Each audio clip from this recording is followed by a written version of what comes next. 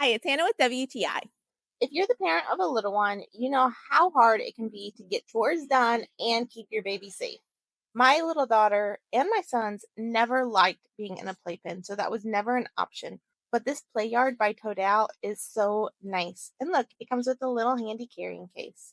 It's very simple and self explanatory on how to put it together, and the materials are really nice. The poles are made of alloy steel, so very strong. Everything just flips right into place. And this is much bigger than a playpen. So my daughter really loves being in here. She actually will ask to be in this.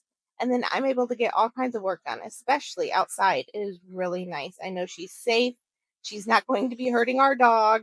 She's not going to be running in the street. And it's so big that I can put tons of toys so she stays occupied for a long time. It's even big enough for my son or I to get in, which is really nice because if your little one's a little hesitant to be in there alone at first, you can get in and play with them and make sure they realize it's a fun place to be. So if you have some chores to get done, get this play yard and you will finally be able to get them done. But that's just our point of view.